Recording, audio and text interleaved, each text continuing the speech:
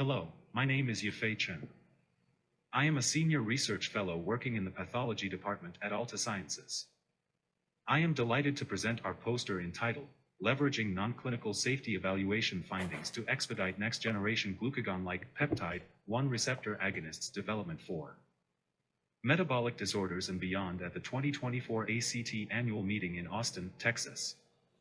GLP-1R agonists represent an important and attractive class of medication for the management of type 2 diabetes and obesity.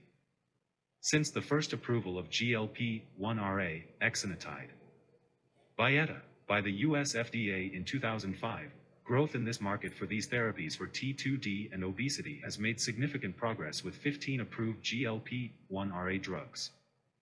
Based upon GLP-1RA's preferable profile, currently there are greater than 143 of these compounds in development. While GLP-1RAs share similar MOA, non-clinical safety profiles of individual agents differ particularly between short and long-acting agents. Several key differences exist in terms of molecular properties, dose regimen and pharmacokinetics, which likely led to discordant toxicity profiles. These challenges potentially increase the sponsor's risk of engaging in early-stage drug development and impede the progress of novel therapies. In this analysis, we conducted a systemic and retrospective review of the US FDA regulatory documents of approved GLP-1RAs to compile a database on the basis of their chemical structure and homology to native GLP-1. Administration route, dose and frequency, exposure extension strategy, PK profiles, non-clinical and clinical adverse effects. Although frequency or rates of toxicological effects differ between specific agents, noteworthy findings across these products include 1. Chronic pancreatic injury, pancreatic neoplasia in islet beta cells and/or exocrine duct cells in various animal models. 2. Thyroid C-cell hyperplasia and neoplasia in 2-year rodent carcinogenicity studies.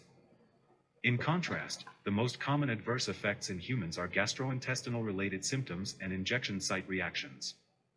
There is no direct evidence of thyroid carcinoma in humans with lower density of GLP-1R on C cells compared to rodent models. A schematic overview and comparisons of approved GLP-1RAs are summarized in the poster Table 1. And the key takeaway message is, with considerable heterogeneity and complexity across the class of GLP-1RAs, each candidate agent should be evaluated independently, as opposed to assuming a class effect. Utilizing the synthesized regulatory information and knowledge, we aim to identify the class or unique adversity of novel GLP-1RA candidate drugs under early development at Altasciences. As an increasing number of newer generation GLP-1RA-based therapies are being developed for chronic metabolic, cardiovascular, and neurodegenerative disorders.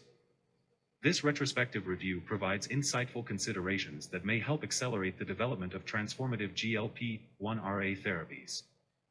We can discuss more details of this study at the ACT meeting. Hope to see you there.